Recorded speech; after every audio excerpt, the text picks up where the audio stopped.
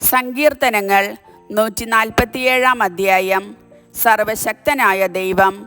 കർത്താവിനെ സ്തുതിക്കുവിൻ. നമ്മുടെ ദൈവത്തിന് സ്തുതി പാടുന്നത് എത്ര ഉചിതം. കാരുണ്യവാനായ അവിടത്തേക്ക് സ്തുതി പാടുന്നത് ഉചിതം തന്നെ. കർത്താവ് ജെറുസലേമിനെ പണിതുയർത്തുന്നു. ഇസ്രായേലിൽ നിന്ന് ചിതറിപ്പോയവരെ അവിടുന്ന് ഒരുമിച്ച് കൂട്ടുന്നു.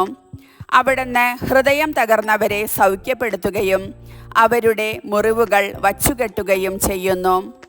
അവിടുന്ന് നക്ഷത്രങ്ങളുടെ എണ്ണം നിശ്ചയിക്കുന്നു, അവയോരോന്നിനും പേരിടുന്നു. നമ്മുടെ കർത്താവ് വലിയവനും കരുത്തുറ്റവനുമാണ്. അവിടുത്തെ ജ്ഞാനം അളവറ്റതാണ്. കർത്താവ് എളിയവരെ ഉയർത്തുന്നു, ദുഷ്ടരെ തറപറ്റിക്കുന്നു. കർത്താവിന് കൃതജ്ഞതാഗാനം ആലപിക്കുവിൻ. കിന്നരം മീട്ടി നമ്മുടെ ദൈവത്തെ സ്തുതിക്കുവിൻ. അവിടുന്ന് വാനിടത്തെ മേഘം കൊണ്ട് മൂടുന്നു. ഭൂമിക്കായി അവിടുന്ന് മഴയൊരുക്കുന്നു. അവിടുന്ന് മലകളിൽ പുല്ല് മുളപ്പിക്കുന്നു. മൃഗങ്ങൾക്കും കരയുന്ന കാക്കക്കുഞ്ഞുങ്ങൾക്കും അവിടുന്ന് ആഹാരം കൊടുക്കുന്നു. പടക്കുതിരയുടെ ബലത്തിൽ അവിടുന്ന് സന്തോഷിക്കുന്നില്ല. ഓട്ടക്കാരൻ്റെ ശീഘ്രതയിൽ അവിടുന്ന് പ്രസാദിക്കുന്നില്ല. തന്നെ ഭയപ്പെടുകയും തൻ്റെ കാരുണ്യത്തിൽ പ്രത്യാശ വയ്ക്കുകയും ചെയ്യുന്നവരിലാണ് കർത്താവ് പ്രസാദിക്കുന്നത്. ജെറുസലേമേ, കർത്താവിനെ സ്തുതിക്കുക.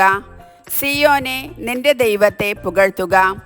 നിന്റെ കവാടങ്ങളുടെ ഓടാമ്പലുകൾ അവിടുന്ന് ബലപ്പെടുത്തുന്നു. നിന്റെ കോട്ടയ്ക്കുള്ളിലുള്ള മക്കളെ അവിടുന്ന് അനുഗ്രഹിക്കുന്നു. അവിടുന്ന് നിന്റെ അതിർത്തികളിൽ സമാധാനം സ്ഥാപിക്കുന്നു. അവിടുന്ന് വിശിഷ്ടമായ ഗോതമ്പ് കൊണ്ട് നിന്നെ സംതൃപ്തയാക്കുന്നു. അവിടുന്ന് ഭൂമിയിലേക്ക് കൽപ്പന അയക്കുന്നു. അവിടുത്തെ വചനം പാഞ്ഞു വരുന്നു. അവിടുന്ന് ആട്ടിൻ രോമം പോലെ മഞ്ഞു പെയ്യിക്കുന്നു, ചാരം പോലെ ഹിമധൂളി വിതറുന്നു. അവിടുന്ന് അപ്പക്കഷ്ണം പോലെ ആലിപ്പഴം പൊഴിക്കുന്നു. അവിടുന്ന് അയക്കുന്ന തണുപ്പ് ആർക്കു സഹിക്കാനാവും? അവിടുന്ന് കൽപ്പന അയച്ച് അതിനെ ഉരുക്കിക്കളയുന്നു. അവിടുന്ന് കാറ്റിനെ അയക്കുമ്പോൾ ജലം ഒഴുകിപ്പോകുന്നു.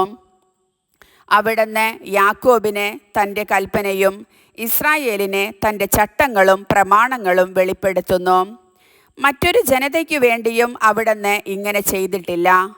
അവിടുത്തെ പ്രമാണങ്ങൾ അവർക്ക് അജ്ഞാതമാണ്. കർത്താവിനെ സ്തുതിക്കുവിൻ. കർത്താവിൻ്റെ വചനം.